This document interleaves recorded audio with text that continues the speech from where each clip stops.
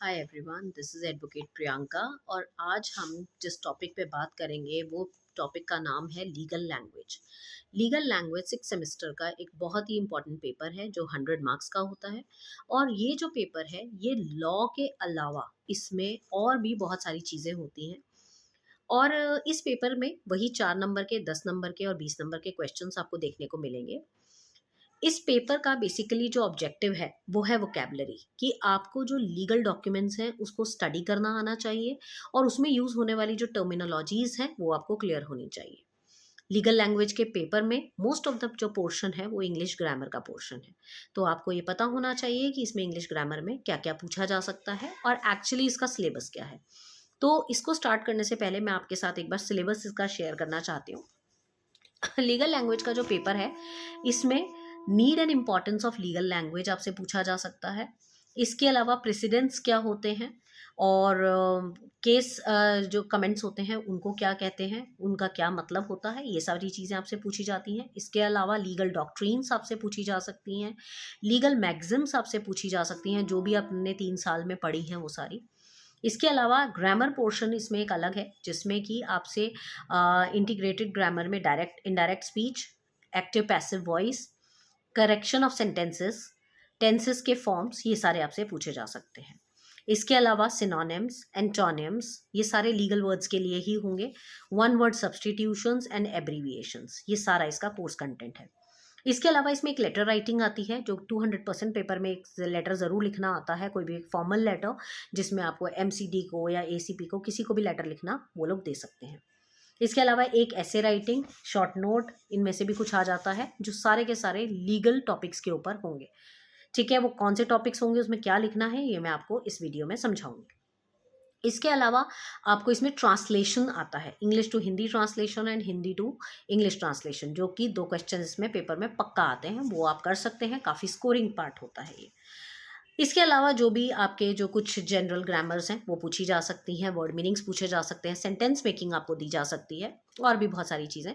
मगर इसमें जिस तरीके से आपने पेपर अटेम्प्ट करना है और आपके लिए बहुत ईजी हो जाए पेपर, उसके लिए आपने 5-6 चीज़ें ज़रूर करनी है। एक तो आपको ट्रांसलेशन बहुत अच्छे से आनी चाहिए, दूसरा आपको एब्रीविएशंस आनी चाहिए, डॉक्ट्रीन्स एंड मैगजिम्स आपको अच्छे से आनी चाहिए, और इसके अलावा आपको एक लीगल स्टडी और प्रेसिडेंट का क्वेश्चन अच्छे से रेडी करना है। ऐसे के लिए कुछ टॉपिक्स हम रेडी करेंगे। इतना कर लेने भर से आपका लीगल लैंग्वेज का पेपर बहुत इजीली क्लियर हो जाएगा। तो without wasting any time let's start with the syllabus. सबसे पहले हम बात करेंगे एब्रीविएशंस की, ठीक है, जो 4 से 5 नंबर की ज़रूर आती हैं। एब्रीविएशंस में हमारा जो सबसे पहला और हर बार आने वाला जो वर्ड है वो है AIR। AIR is all India reporter. SCC is supreme court cases. CRLJ Criminal Law Journal, IPC Indian Penal Code, CRPC Criminal Procedure Code, CPC Civil Procedure Code, JT Judgment Today, ASC All India Reporter Supreme Court, AIR PAT Patna. AIR आपको बताइए all India reporter, इसके आगे किसी भी state का ये abbreviation दे सकते हैं, जैसे राजस्थान का RAJ, मद्रास का MAD, इलाहाबाद का ALL, लाइक दिस। फिर CS is court of sessions, DM is district magistrate, HC is high court, ILR is Indian law reporter, IA is Indian appeals, LT is law times, LLJ is labour law journal, LLB is bachelor of laws, LLD is doctor of laws, LLM is आपका master of laws. इसके अलावा UNO is united nation organisation, SCWR supreme court weekly reports, VOL volume, LTD limited, LAT Latin, EG for example IE, that is SEC section. तो ये कुछ ऐसे common abbreviations हैं जो आपसे पेपर्स में पूछ ही लिए जाते हैं। तो अगर आप इसको 2 से 3 बार भी रीड करेंगे तो आपको बहुत इजीली ये याद हो जाएंगे। वैसे तो इनसे बाहर नहीं आता कुछ भी, बट आपको और भी इनकी डिटेल्स चाहिए तो आप हमारे नोट्स परचेज कर सकते हैं जिसमें आपको सारे के सारी डिटेल्स इसमें मिल जाएंगी। 2 से 3 बार उसको रीड कीजिएगा, आपको बहुत अच्छे से क्लियर हो जाएगा। अब इसके बाद चलते हैं हम लोग लेटर राइटिंग के ऊपर। लेटर राइटिंग जो है वो आती है आपको फॉर्मल ज़्यादातर। ACP को लिखने के लिए बोल देंगे लॉ एंड ऑर्डर सिचुएशन को कंट्रोल करने के लिए, MCD को बोल देंगे लिखने के लिए स्ट्रे डॉग्स का आतंक बहुत ज़्यादा बढ़ गया आपके एरिया में, उसके ऊपर किसी भी XYZ टॉपिक पे। मेजर है फॉर्मेट, आपको फॉर्मेट पता होना चाहिए कि इसका फॉर्मेट क्या है। फॉर्मेट लेटर राइटिंग का होता है जिसमें सब कुछ लेफ्ट साइड से शुरू होता है। सबसे पहले आएगा सेल्फ एड्रेस, जिसमें आप अपना एड्रेस लिखेंगे 2 लाइन में। फिर आप बिना लाइन छोड़े डेट लिखेंगे। फिर आप बिना लाइन छोड़े रिसीवर का एड्रेस लिखेंगे जिसको आप लिख रहे हैं। जैसे एसीपी को लिखना है तो the ACP, assistant commissioner of police, Safdarjung, new Delhi. That's it. तो आपका हो गया सेल्फ एड्रेस हो गया 2 लाइन में, फिर सब आपका डेट हो गया, फिर रिसीवर्स एड्रेस हो गया, फिर आप लिखेंगे सब्जेक्ट। सब्जेक्ट क्या है? Retaining the law and order condition of our area या complaining about the law and order situation of our area. Dear sir, मैं अपने पूरे सिटीजन्स के बिहाफ पे, I on the behalf of all the citizen of my area am writing to put this in your notice. आपके notice में लाना चाहता हूँ कि the law and order situation of our area is very very verse. बहुत ही ख़राब है। क्यों? बता दीजिए, उसके रीजंस बता दीजिए कि रोज़ पिक पॉकेटिंग के केसेस आते हैं, विमेन हेरेसमेंट मॉलेस्टेशन के केसेस आते हैं, बच्चों को तंग किया जाता है, लेडीज़ को आते जाते ईव टीजिंग बर्दाश्त करना पड़ता है, बहुत ही बुरा हाल है, कोई पुलिस का कुछ इंटरफेरेंस नहीं है, पुलिस भी रिश्वत खाती है, बहुत सारी चीज़ें, बहुत सारे जो डेली एक्सपीरियंस है वो सब आप लिख सकते हैं। आपको बहुत ज़्यादा लंबी लेटर नहीं लिखनी है। ये लिखने के बाद आप नीचे लिखेंगे कि मुझे आपसे उम्मीद है, मैं बहुत ही उम्मीद से लिख रहा हूँ आपको ये लेटर, और मुझे आपसे उम्मीद है कि आप कोई पॉजिटिव एक्शन ज़रूर लेंगे इस चीज़ में। तो इससे आपकी लेटर राइटिंग पूरी हो जाएगी। इसके अलावा जैसे एमसीडी ऑफिसर को लिखना है आपको स्ट्रे डॉग्स के लिए, format will be the same. आपका फॉर्मेट बिल्कुल एज इट इज़ रहेगा। आपने वही 2 लाइनों में अपना सेल्फ एड्रेस लिखना है। कुछ भी एड्रेस लिख सकते हैं, नहीं तो आप एग्जामिनेशन हॉल न्यू दिल्ली लिख दीजिए। विदाउट लाइन छोड़े आप डेट लिखेंगे, विदाउट लाइन छोड़े आप रिसीवर का एड्रेस लिखेंगे 3 लाइन में, फिर सब्जेक्ट लिखेंगे, फिर वही सब लिखेंगे कि अपने एरिया के लोगों के बिहाफ पे मैं लेटर लिख रहा हूँ और ये प्रॉब्लम है, आप इसका सोल्यूशन कीजिए, हम बहुत परेशान हैं, उम्मीद करता हूँ कि आप जल्दी से जल्दी इस पर कोई एक्शन लेंगे। हर चीज़ का सिर पैर वही है, अंदर का 4 लाइन का कंटेंट चेंज होता है खाली। वो आप 2-4 लेटर पढ़ेंगे, आपको क्लियर हो जाएगा कि किस तरीके से आपने इसको यूज़ करना है।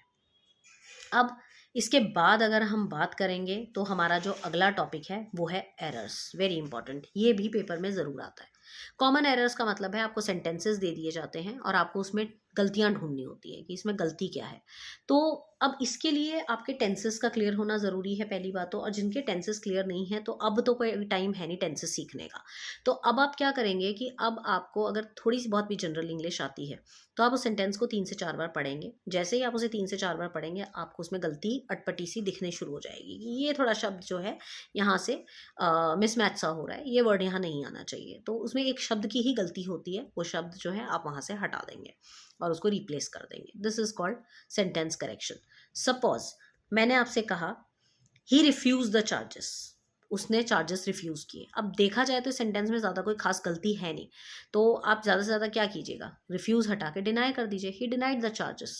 हमारे लॉ में रिफ्यूज वर्ड कम यूज होता है, डिनाइड यूज होता है। इसके अलावा Sita was married with Ram, Sita जो है वो राम से उसकी शादी हुई थी, तो विद राम नहीं आएगा, टू राम आएगा। Sita was married to Ram. I am too pleased, मैं बहुत खुश हूँ, मैं बहुत इम्प्रेस्ड हूँ। I am much pleased. तो आप देख रहे हैं गलती ऐसे नहीं है कि बहुत ज़्यादा बड़ा एरर है, बट उसमें जो भी आप चेंज कर सकते हैं आप कर दीजिए। इसके अलावा it is very much cold today, no it is very cold today. Ashwani obtained passing marks, Ashwani obtained pass marks. I have lost my furnitures. I have lost my furniture, not furnitures. ठीक है, फर्नीचर अपने आप में plural है। He has not like me. He does not like me या he is not like me। आप इनमें से कुछ भी इसको करेक्ट कर सकते हैं। Can I come in? No. हम can यूज करते हैं इनफॉर्मल में, may यूज किया जाएगा यहाँ पर फॉर्मल्स में। May I come in? Everyone should be careful of one's health. Everyone should be careful of his health. ठीक है। My ear is paining, I have a pain in my ear. तो आप देख रहे हैं बहुत ज़्यादा बड़ी कोई गलतियां नहीं है, छोटी छोटी गलतियां हैं, तो आप इसको करेक्शन कर सकते हैं। Again for details, for more 20-30 sentences you can take the notes, और उसमें आप आराम से बैठ के इसको पढ़ सकते हैं। क्योंकि लीगल लैंग्वेज का पेपर जो है ना ये प्रैक्टिसिंग पेपर है। इसमें ऐसा नहीं है कि थ्योरी और मैं आपको समझा दूँ पूरा का पूरा। इसमें मैं आपको टॉपिक समझा दूंगी, 2-4 एग्जाम्पल्स बता दूंगी, बट उसकी प्रैक्टिस अल्टीमेटली आपको ही करनी है। उसके बाद है आपका ट्रांसलेशन। 2 क्वेश्चन आपको पेपर में लॉन्ग क्वेश्चन ट्रांसलेशन के आते हैं, तो इसको तो बिल्कुल नहीं छोड़ के जाना। इसकी तो as much as you can आप प्रैक्टिस करें। जिनकी इंग्लिश हिंदी ठीक ठाक सी है वो आराम से कर सकते हैं। इसमें ऐसा नहीं है कि आपको बहुत ज़्यादा हाई फाई लीगल लैंग्वेज लिखनी है, सिंपल लैंग्वेज विल वर्क। ठीक है, मैं एक एक आपको इंग्लिश टू हिंदी और हिंदी टू ट्रांसलेशन बताती हूँ कैसे करते हैं। पैराग्राफ आया हुआ है ये पेपर में, वही करते हैं। Lal Bahadur Shastri was born in a poor family. मैं इंग्लिश पढ़ रही हूँ और साथ साथ उसका हिंदी बताऊंगी। लाल बहादुर शास्त्री एक गरीब परिवार में पैदा हुए। He was educated ordinarily. वो बहुत ही आम तौर पर पढ़ाई की हुई है, उन्होंने बहुत ही सिंपल तरीके से पढ़ाई की हुई है। Sometimes he had to swim across a river to reach school. कभी कभी तो उनको तैर कर, नदी पार करके खुद स्कूल जाना पड़ता था। But in spite of these difficulties he progress through honesty and hard work. मगर इतनी सारी मुश्किलें आने के बावजूद उन्होंने बहुत ही ईमानदारी और निष्ठा के साथ अपने आप को आगे बढ़ाया। He could remain prime minister only for short. वो बहुत कम अवधि के लिए जो देश के प्रधानमंत्री रहे थे। But even during this short period he astonish the world. मगर इतने थोड़े समय होने के बावजूद उन्होंने पूरी दुनिया को चकित करके रख दिया। बहुत सिंपल पैराग्राफ था, सिंपल इंग्लिश सिंपल हिंदी। अब ऐसी अगर हिंदी में कुछ आ जाए तो आप उसको इंग्लिश में कैसे कन्वर्ट करेंगे?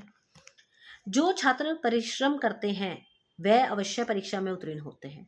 दो students who work hard always get success in exams. इसी कारण मैं नित्य 4 घंटे पढ़ता हूँ। That's why I study for 4 hours daily. एक वर्ष में से हर शाम खेल के मैदान में जाता रहता हूँ। एक वर्ष से मैं हर शाम खेल के मैदान में जाता रहा हूँ। From the last 1 year, since last 1 year, I go to the park daily to play. मैं 6 घंटे से कम नहीं सोता हूँ। I don't sleep less than 6 hours. सुबह देर तक व्यायाम और प्रार्थना करता हूँ। And I pray and I do exercise early in the morning. तो आप इस तरीके से अपनी भाषा में इसको लिख सकते हैं। It's very easy for you. अगर आपने थोड़ा सा भी इसको सिलेबस को अपडेट किया है तो आपको ज़रूर समझ में आएगा। Now moving on to the other topic of grammar. English grammar में एक बहुत ही इंपॉर्टेंट टॉपिक हमारा होता है डायरेक्ट एंड इनडायरेक्ट स्पीच। अगर हम डायरेक्ट एंड इनडायरेक्ट स्पीच की बात करें तो पहले मैं आपको समझाती हूँ होता क्या direct and indirect speech. Direct speech का मतलब होता है जब किसी का कहा हुआ सेंटेंस आपने एज इट इज सामने वाले को बोल दिया, उसको हम कहेंगे डायरेक्ट स्पीच। और जब आप उस सेंटेंस को अपनी भाषा में कन्वर्ट करके सामने वाले को बताते हैं तो उसको कहा जाता है इनडायरेक्ट स्पीच। जैसे कि मैं कहूँ, उन्होंने मुझे कहा बैठ जाओ, ये है direct speech.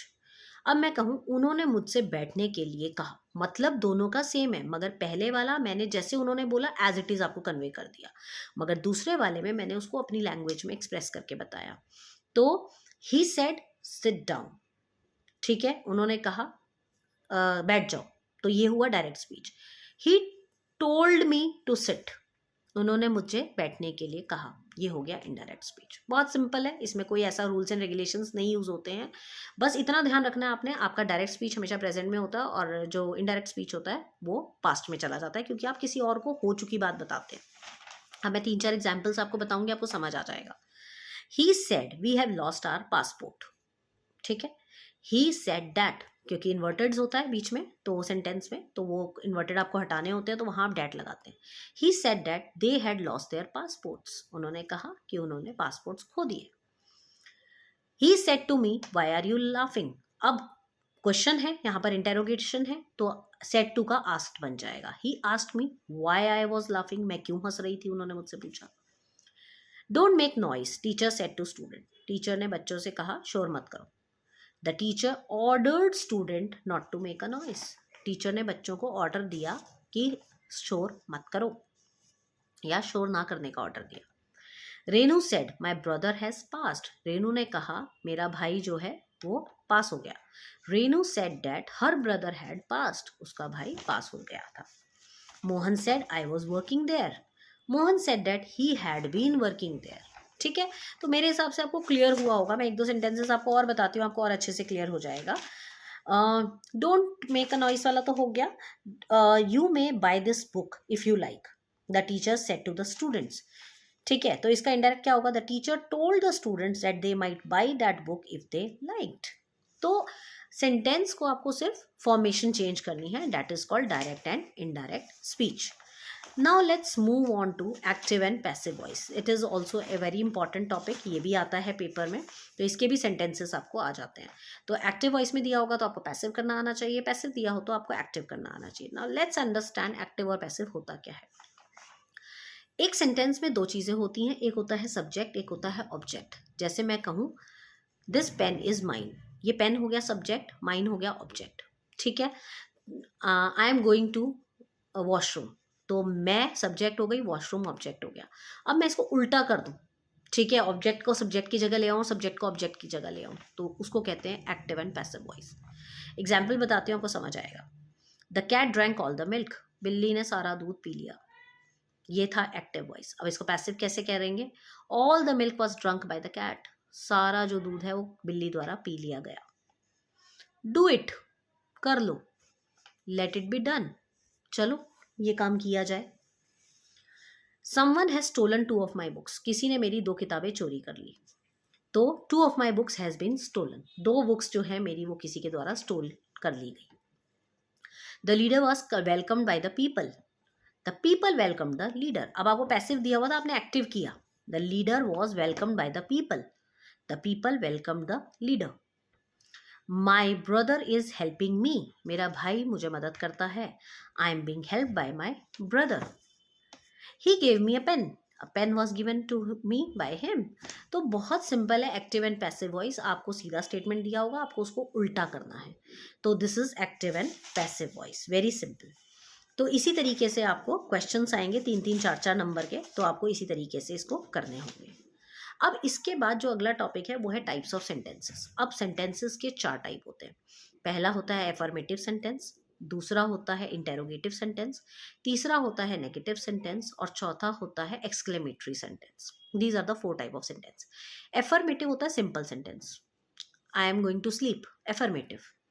I am not going to sleep, negative sentence जिसमें नो आ जाता है। Am I going to sleep, interrogative sentence जिसमें मैं क्वेश्चन पूछ रही हूँ। And exclamatory sentence, oh shit I am going to sleep, exclamatory हो गया। तो जिसमें सडन चीज़ें होती हैं वो एक्सक्लेमेटरी हो जाता है। तो आपको ये चीज़ समझनी है कि ये चारों सेंटेंस को चेंज कैसे करना है। अब सपोज आपको स्टेटमेंट दे दिया और आपको बोल दिया इसको नेगेटिव में बदलिए, तो आपको नॉट यूज़ करना है वहाँ पर। सपोज क्वेश्चन दिया I am going to market, आपको इसको नेगेटिव में बदलना है, तो I am not going to market, simple, ठीक है। और इसी को इंटेरोगेटिव में बदलना है तो am I going to market. तो इस तरीके से आपको सेंटेंस की फॉर्मेशन चेंज करनी आ जाती है पेपर में। तो what do you want, interrogative sentence, ठीक है। इसी तरीके से आपसे पूछ भी लिया जाता है ये सेंटेंस कौन सा है, तो आपको वो पता होना चाहिए कि सेंटेंस कौन सा है। Ravi brought this cycle today, तो ये एफर्मेटिव सेंटेंसेस हैं। तो इस तरीके से आपको ये चीज़ें पता होनी चाहिए कि ये चीज़ें क्या हैं और किस तरीके से की जाएंगी। उसके बाद जो हमारा अगला टॉपिक है वो है पार्ट ऑफ स्पीच। आपको थोड़ा पता होना चाहिए पार्ट ऑफ स्पीच के बारे में। वैसे बहुत रेयर आता है ये क्वेश्चन, बट फिर भी 1-2 बार भी अगर आ जाए या 1 या 2 नंबर का भी आ जाए तो it should not be wasted. Part of speech का मतलब होता है noun, pronoun, adjective, verb, adverb, preposition, conjunction and interjection. ये आपके 8 पार्ट ऑफ स्पीच होते हैं। थोड़ा थोड़ा आपको इन सब के बारे में पता होना चाहिए। नाउन नेमिंग वर्ड्स होते हैं, जैसे कि मैं कहती हूँ this is my pen, pen is, ठीक है, noun. This is my pen, my is pronoun, जो नाउन की जगह पर इस्तेमाल होते हैं, that is pronoun. Verb is action words, I am playing in the park, playing is verb, तो यहाँ प्लेइंग क्या है, वर्ब, ठीक है। She is wearing a beautiful dress, she is wearing a beautiful dress, तो ड्रेस क्या है, beautiful है, एडजेक्टिव, उसकी विशेषता बता रहा है, ठीक है। शी इज वॉकिंग स्लोली, वो बहुत धीरे धीरे चलती है, तो वर्ब को जो एडजेक्टिव बताता है उसको हम एडवर्ब बोलते हैं। नाउन का जो विशेषता बताता है उसको हम एडजेक्टिव बोलते हैं, मगर वर्ब की जो विशेषता बताता है वो एडवर्ब होता है। तो वॉकिंग वर्ब है और उसकी विशेषता हो गई स्लोली, तो वो एडवर्ब हो गया। प्रेपोजिशन, प्रेपोजिशन का मतलब होता है प्लेसिंग वर्ड्स, ठीक है। The book is on the table, on. The cat is sitting behind the table, तो behind. The bird is flying over the tree, ठीक है, ओवर, तो ये सारे प्रेपोजिशन हो गए। Conjunction joining words, and, so, because, ये सब। Ram and Sita are playing, and, ठीक है। She is going there because she is ill, because, तो ये सारे हो गए कंजंक्शन। एंड इंटरजेक्शंस, इंटरजेक्शन होते हैं एक्सक्लेमेशन, जैसे कि ओ, अलास, ब्रावो, लाइक दिस। तो ये हो गए हमारे general part of speech. Now आपका जो नेक्स्ट टॉपिक है, अब हम जो पढ़ेंगे वो है आपके वर्ड मीनिंग्स। अब वर्ड मीनिंग्स में क्या है, जैसे लीगल लैंग्वेज जो होती है उसमें आपकी वोकैबुलरी आती है। वोकैबुलरी में आपसे क्या पूछ लिया जाता है, वोकैबुलरी में आपसे पूछ लिया जाता है कि जो वर्ड्स हैं उनके मीनिंग बताइए। तो इसमें कुछ कॉमन से वर्ड्स हैं जो पूछ लिए जाते हैं, मैं आपको सारे नहीं बताऊंगी, जो चीज़ें आती हैं ज़्यादातर वही बताऊंगी। जैसे अब इनिशियो आ जाता है, तो अब इनिशियो बहुत बार रिपीट भी हुआ है। अब इनिशियो मतलब जो शुरू से ही, अब initio means from the very beginning. Abandon, abandon मतलब त्यागना, छोड़ना। अबेट, न्यून करना, खत्म करना। एब्सकॉन्ड, भाग जाना। एबॉलिश, शून्य कर देना, ठीक है। अबेट, उकसाना। एक्यूज्ड, अपराधी। एक्ट ऑफ गॉड, दैवीय घटना। एक्विटल, मुक्त करना, किसी को एक्विटल मिल जाता है ना, जैसे हम कहते हैं कि मेरे वाले जो क्लाइंट है उसको एक्विटल मिल गया, मतलब छुटकारा मिल गया। एलिबाई, एलिबाई का मतलब होता है अन्यत्र उपस्थिति, मतलब जब क्राइम हुआ मैं वहां पर नहीं थी, उसको एलिबाई कहते हैं। एडजॉर्न, स्थगित, रोक देना, ठीक है। एडजुडिकेट, न्याय प्रणाली चलना। एडॉप्शन, गोद लेना। एडल्ट्री, अपने स्पाउस को धोखा देके किसी और के साथ अफेयर करना। एंसेस्ट्रल, पैतृक, पौराणिक, ठीक है। एफिडेविट, शपथ पत्र, हम सब बनवाते हैं एफिडेविट। एडवोकेसी, वकालत। एंसेस्ट्रल, पैतृक। ए प्रायरी, पहले से जो डिसाइड हुआ है, पूर्व सिद्ध। बैड इन लॉ, विधि विरुद्ध। बेली, जो प्रॉपर्टी रिसीव करता है। बार एसोसिएशन, एक ऐसी संस्था जहां पर लॉयर्स का रजिस्ट्रेशन होता है। बिड, बोली। बाय लॉ, एक ऑर्गेनाइजेशन में यूज होने वाले लॉज। केस लॉ, निर्णयोत्पन्न विधि, मतलब जो केसेस पहले से डिसाइड हो चुके हैं। बर्डन ऑफ प्रूफ, सिद्ध करने का भार, मतलब आपको कोई चीज प्रूफ करनी है। Chattel, movable property. कोंडोन, छोड़ना, किसी को क्षमा कर देना। इसके बाद कॉम्पिटेंट विटनेस, ऐसा विटनेस जो केपेबल हो। कन्विक्ट, दोषी, ये सारे रिपीटेड हैं पेपर्स में। डिजोर, विधि अनुसार, जो नियम के हिसाब से। डिफैक्टो, जो फैक्ट है सामने।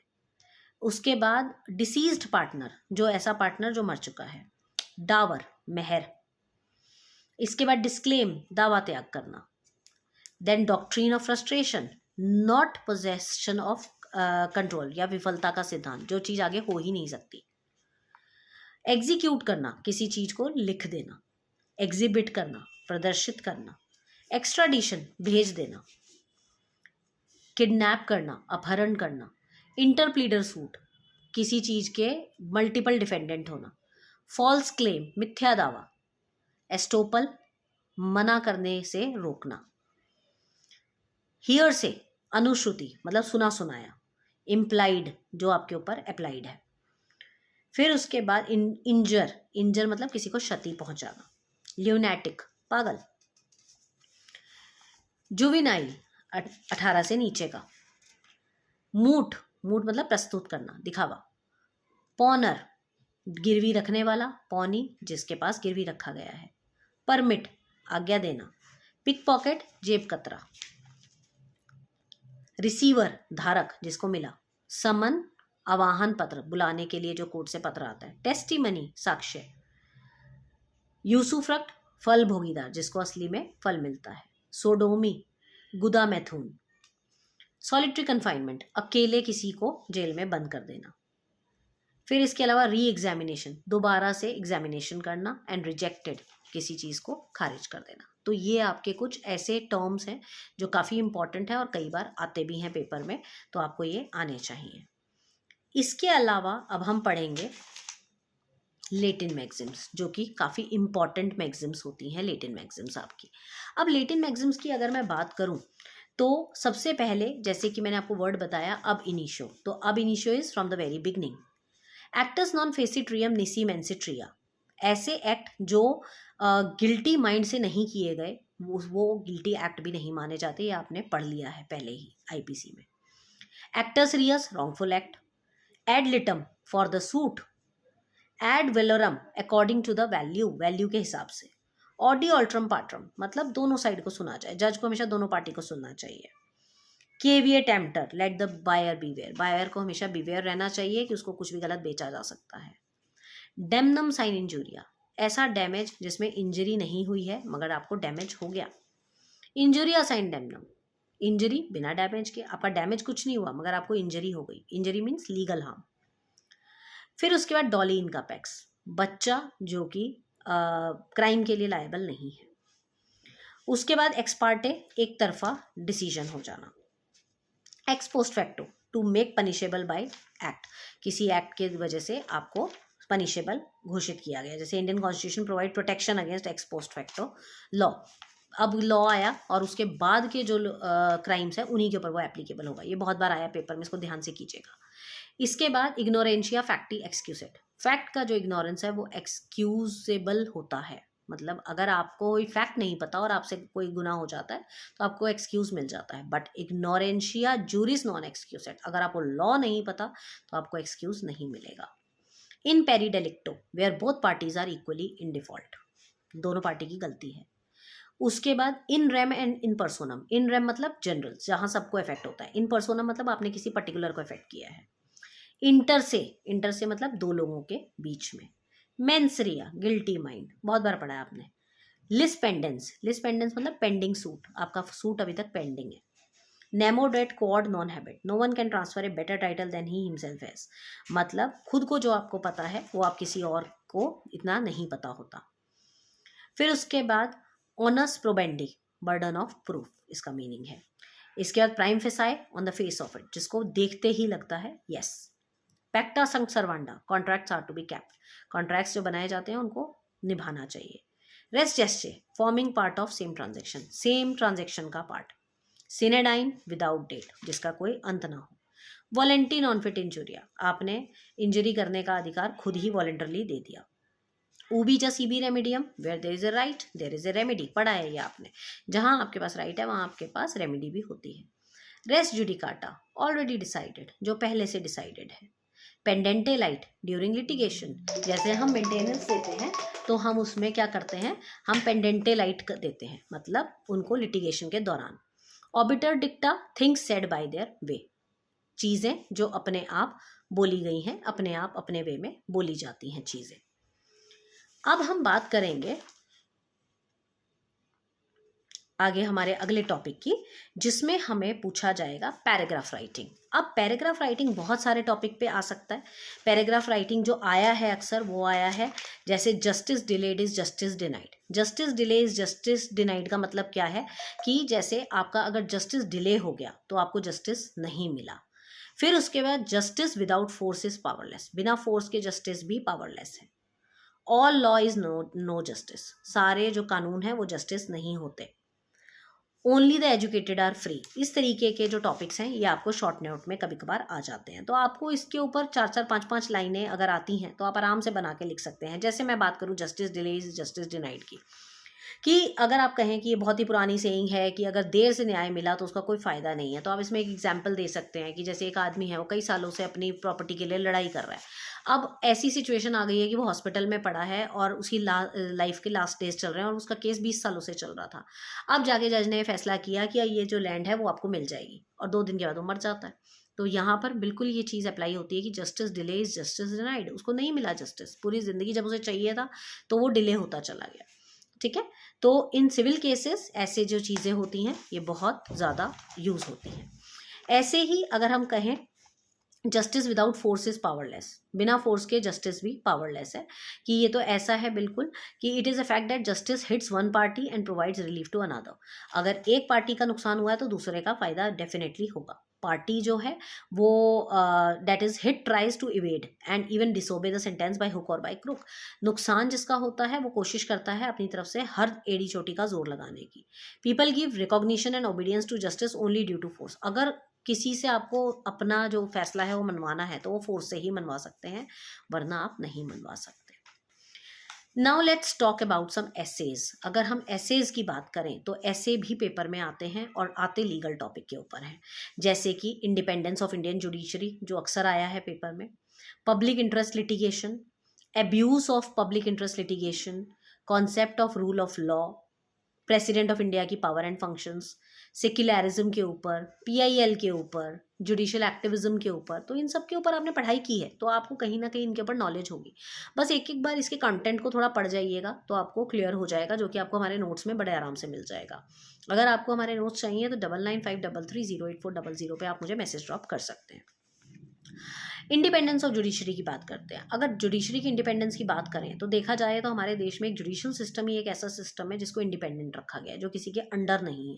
तो यहाँ पर जो फैसले लिए जाते हैं वो बिना किसी पार्शैलिटी के लिए जाते हैं, बिना किसी फियर के, बिना किसी फेवर के लिए जाते हैं। बहुत ही ज़रूरी है कि सुप्रीम कोर्ट और पूरा का जो पूरा जुडिशियल सिस्टम है वो करप्शन से दूर रहे, इसीलिए इनको हैंडसम सैलरीज भी दी जाती हैं, इनको बहुत ज़्यादा सिक्योरिटी भी दी जाती है ताकि ये लोग गलत फैसले ना लें, क्योंकि इनके हाथ में लोगों की किस्मत होती है। कुछ कॉन्स्टिट्यूशनल प्रोविजंस हैं जो इनको सिक्योरिटी देते हैं, जैसे आर्टिकल 50 जो डायरेक्ट करता है स्टेट को in public services the state shall try to separate the judiciary from executive, जिसमें जुडिशरी और एग्जीक्यूटिव को दोनों को अलग अलग रखा गया है। जजेस को जल्दी से हटाया भी नहीं जा सकता, उनको हटाने के लिए इम्पीचमेंट का प्रोसेस चाहिए होता है और बहुत ही मुश्किल है वो प्रोसेस। तो इससे इंडिपेंडेंस ऑफ जुडिशरी काफ़ी ज़्यादा मैटर करती है, और जुडिशरी को इंडिपेंडेंस इसीलिए दिया गया है ताकि वो फेयर डिसीजन ले सके, उनको कोई दबाव ना हो उनके ऊपर। तो उसमें आप 2-4 केस लॉज भी दे सकते हैं इसके अलावा, जैसे एसपी गुप्ता का केस आप इसमें डाल सकते हैं, एडवोकेट ऑन रिकॉर्ड वाला, ठीक है, फिर जजेस ट्रांसफ़र केस भी डाल सकते हैं। तो ये सारी चीज़ें आप इसमें मेंशन कर सकते हैं। दूसरा जो काफ़ी बार आया हुआ टॉपिक है वो है public interest litigation. Public interest litigation एक ऐसा टूल है जिसमें लोग जो हैं अपनी प्ली लगा सकते हैं सुप्रीम कोर्ट में जाके अंडर आर्टिकल 32 के अगेंस्ट, कि हम ये जो है प्ली है ये लोगों के इंटरेस्ट में है और हम चाहते हैं कि आप इसके ऊपर ध्यान दें। अब चाहे वो इन्वायरमेंट से लेके रिलेटेड हो, टेररिज्म से रिलेटेड हो, सेफ्टी एंड प्रोटेक्शन से रिलेटेड हो, किसी भी चीज़ से रिलेटेड हो, तो इसको हम PIL लगाना कहते हैं। पहले PIL अवेलेबल नहीं था हर इंसान के पास, जिसके साथ गलत हुआ उसी को अलाउड था, जिसको हम लोकस स्टैंडाई का रूल बोलते थे। मगर धीरे धीरे जो लोकस स्टैंडाई का रूल है इसको खत्म कर दिया गया जस्टिस PN भगवती के द्वारा, और PIL लाया गया जिसमें anyone can go to supreme court for PIL, और ये एक प्लेन पेपर पे भी लगाई जा सकती है। तो इसमें भी आप काफ़ी सारी चीज़ें डाल सकते हैं, PIL किन किन केसेस में लगी है वो केस लॉज आप इसमें डाल सकते हैं, और PN भगवती जी के बारे में लिख सकते हैं कि उन्होंने बहुत इंपॉर्टेंट रोल प्ले किया है इसमें। MC मेहता का बहुत इंपॉर्टेंट नाम माना जाता है, क्योंकि MC मेहता एक ऐसे इंसान है जिन्होंने इन्वायरमेंट को लेकर सबसे ज़्यादा PILs लगाई हैं, तो आप उनके बारे में यहाँ मेंशन कर दीजिए। आर्टिकल 144 के बारे में आप यहाँ बता सकते हैं, और भी बहुत सारे टॉपिक हैं जो आप यहाँ मेंशन कर सकते हैं। इसके बाद आप रूल ऑफ लॉ के बारे में बताइए कि रूल ऑफ लॉ का वैदिक पीरियड से क्या लेना देना था। रूल ऑफ लॉ क्या कहता है कि सबके लिए न्याय बराबर होना चाहिए, सबको सुनना चाहिए, किसी को जस्टिस से दूर नहीं रखना चाहिए, फंडामेंटल राइट्स जो हैं हमें ग्रांटेड हैं और उन फंडामेंटल राइट्स की जो है वो इज्जत हमें रखनी चाहिए। इसमें मेनका गांधी वाला भी केस है, आप वो भी मेंशन कर सकते हैं। तो there are many things. Protection of environment पे तो आई थिंक मुझे बताने की ज़रूरत नहीं है। प्रोटेक्शन ऑफ एनवायरनमेंट अपने आप में एक बहुत ही भरपूर टॉपिक है। एनवायरनमेंट की प्रोटेक्शन के लिए बहुत सारी PILs लगी हैं। प्रोटेक्शन ऑफ एनवायरनमेंट के लिए आपके पास 14, 19, 21 सारे आर्टिकल्स को आप यहाँ मेंशन कर सकते हैं। इसके अलावा आप नेचुरल कैलामिटी, इंडस्ट्रियलाइजेशन, इन सब के केसेस में आपको इसमें PIL लगाने का अधिकार मिलता है, तो ये सब भी आप यहाँ मेंशन कर सकते हैं। फिर अगर आपको प्रेसिडेंट की पावर एंड फंक्शंस के बारे में पूछ लिया जाए तो आप पहले बताइए प्रेसिडेंट कौन है। एक नॉमिनल हेड होता है, कॉन्स्टिट्यूशनल हेड होता है, ये हमारे पूरे इंडियन कॉन्स्टिट्यूशन में सबसे इंपॉर्टेंट पर्सन है, ठीक है। फ्रेमर्स ऑफ इंडियन कॉन्स्टिट्यूशन ने एक सिस्टम बनाया है हमारा जिसमें प्रेसिडेंट को जो है हेड बनाया जाता है। आर्टिकल 52 जो है वो प्रेसिडेंट का ऑफिस बताता है हमें। 54 डिस्क्राइब करता है इलेक्शन प्रोसेस का। इसको भी रिमूव करना इतना आसान नहीं है, इसको भी इम्पीचमेंट के प्रोसेस से या स्पेशल मेजॉरिटी से ही हटाया जा सकता है। प्रेसिडेंट के पास एक इकलौता ऐसा है जिसके पास डिस्क्रिशनरी पावर्स होती हैं। डिफेंस के मिनिस्टर्स होते हैं ये, ठीक है, मतलब डिफेंस की सारी पावर इनके पास होती है। एनुअल बजट, इंपॉर्टेंट रिपोर्ट सब इनके अंडर से होके गुजरती है। कोई भी चीज़ पे साइन कराना है वो साइनिंग अथॉरिटी है। तो ये सारी चीज़ें काफ़ी इंपॉर्टेंट है। तो इस तरीके से आपको किसी भी टॉपिक पे आ सकता है, तो आपके पास सिर्फ पॉइंटर्स होने चाहिए और उसके बाद आप इसके ऊपर उसी चीज़ को एग्जेजरेट कर करके आप इसको मेंशन कर सकते हैं।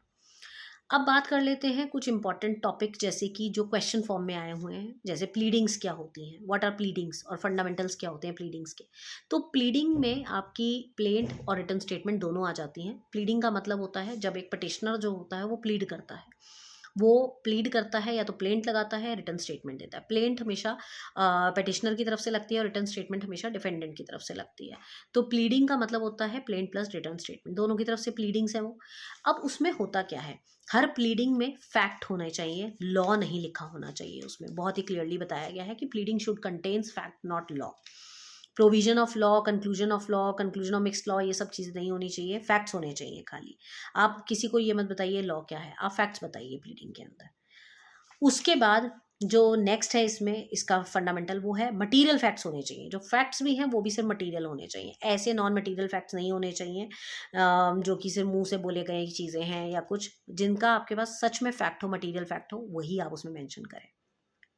Every pleading must state only those facts which are material at the present stage of the action. और जो रिलेटेड फैक्ट्स हैं सिर्फ वही बताएं, फालतू की चीज़ें उसमें नहीं बतानी चाहिए आपको।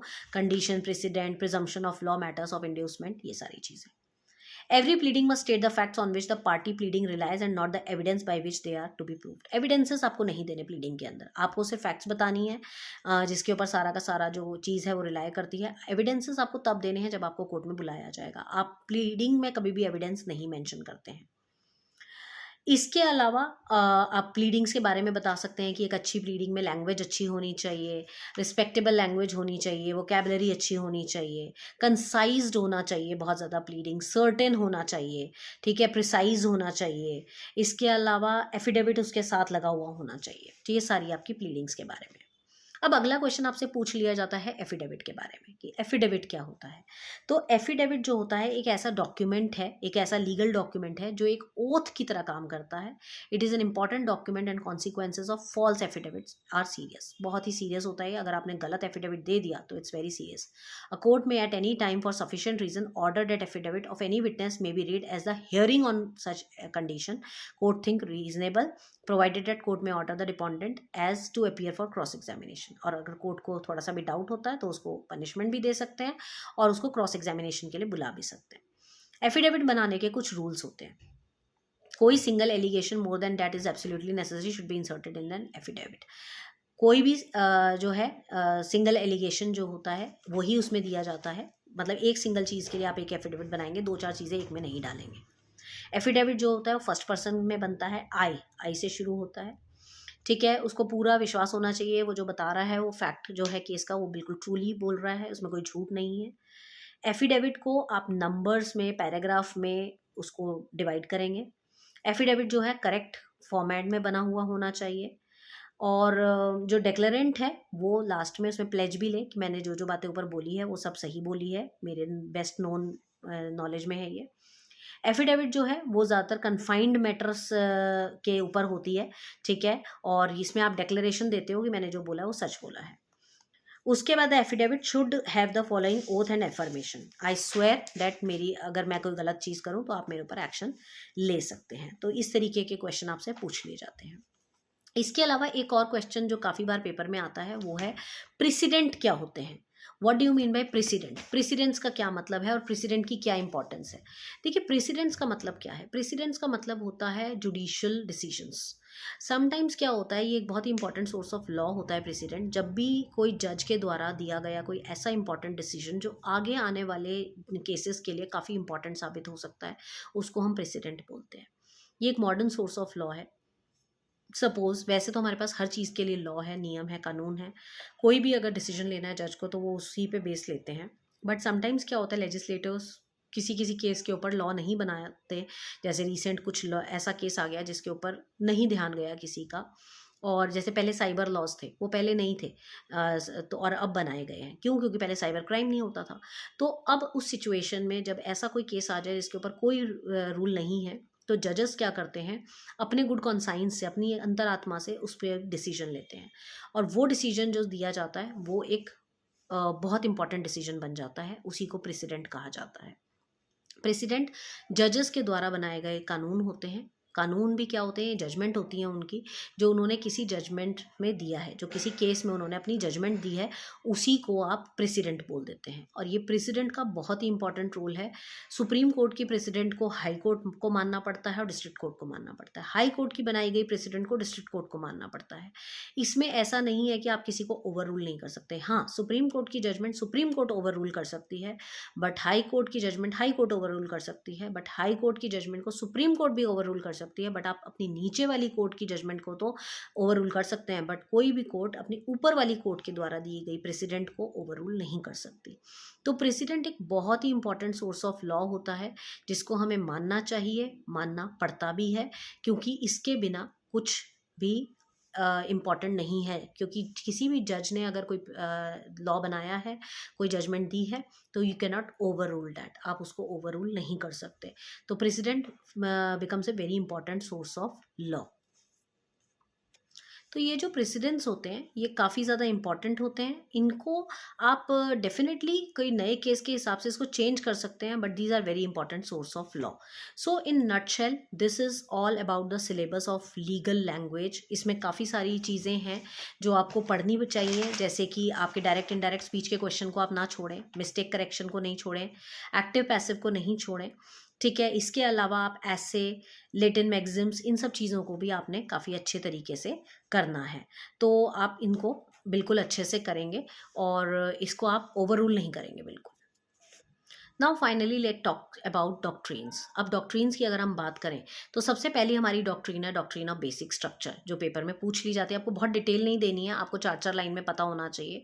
डॉक्ट्रीन ऑफ बेसिक स्ट्रक्चर सीधे तौर पे ये कहता है कि आप कोई भी अमेंडमेंट कॉन्स्टिट्यूशन में कर सकते हैं, बट शर्त यह है कि आप प्रियम्बल में चेंजेस नहीं करेंगे, आप कॉन्स्टिट्यूशन के बेसिक स्ट्रक्चर को चेंज नहीं करेंगे। तो बेसिक स्ट्रक्चर डॉक्ट्रीन सीधा सीधा कहता है कि इंडियन कॉन्स्टिट्यूशन में अमेंडमेंट का प्रावधान है आर्टिकल 368 में, बट आप उसके बेसिक स्ट्रक्चर को नहीं छेड़ सकते, आप उसके प्रियम्बल को नहीं चेंज कर सकते। और इसके अंदर सबसे अच्छा जो केस लॉ आप लिखेंगे वो लिखेंगे केशव नंदा भारती का case.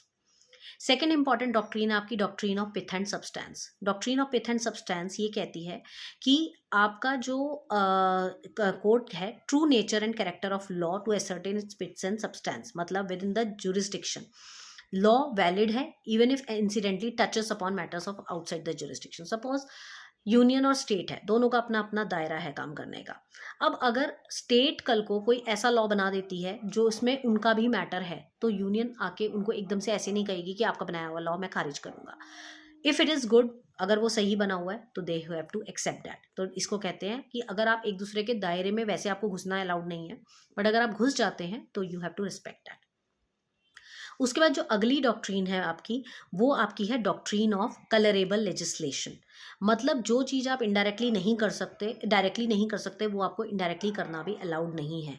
The doctrine of colourable legislation prohibits the legislature from doing indirectly what it can not do directly. अगर आपको सीधे तरीके से कोई काम करना अलाउड नहीं है, तो इसका मतलब ये नहीं है कि आप उसमें लूपहोल निकालेंगे और उस काम को किसी भी तरीके से करेंगे। इसमें जो सबसे बेस्ट केस लॉ है वो है K C. Gajapati Narayan Deo versus state of Orissa. इसमें साफ साफ उन्होंने एबॉलिश किया है जमींदारी सिस्टम को, जिसको इन्होंने चैलेंज किया, एंड कोर्ट ने कहा कि लैंड ओनरशिप सिस्टम में पावर होती है and it could not use that power indirectly, आप उस पावर को यूज नहीं कर सकते। डॉक्ट्रीन ऑफ एक्लिप्स अगला है doctrine of eclipse. Doctrine of eclipse ये कहता है कि अगर कोई नए लॉज बनते हैं तो पुराने वाले लॉज को आप ख़त्म नहीं करते हो, आप उसको डॉर्मेंट कर देते हो, आप उसको थोड़े टाइम के लिए सुला देते हो।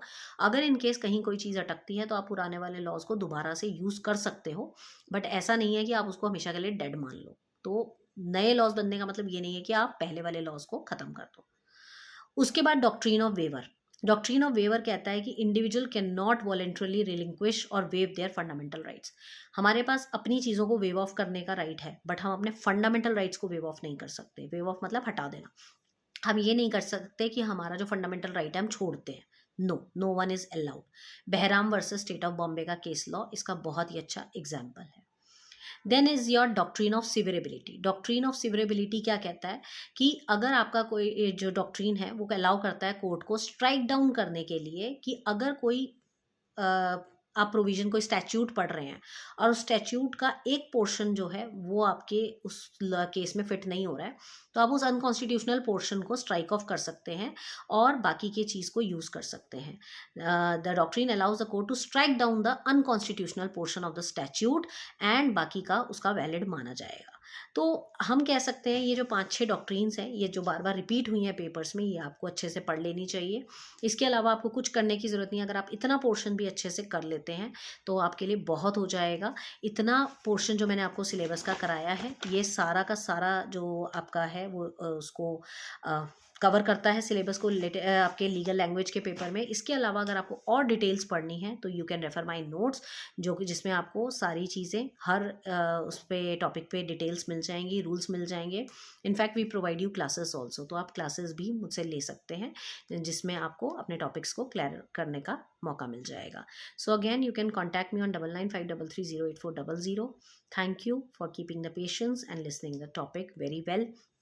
All the best for your exams. बस थोड़ा सा वोकेबलरी को अच्छे से कीजिएगा, हैंड राइटिंग को क्लीन रखिएगा और अच्छे से उसको प्रेजेंटेबल बनाइएगा पेपर को, क्योंकि presentation matters a lot in this exam. All the best.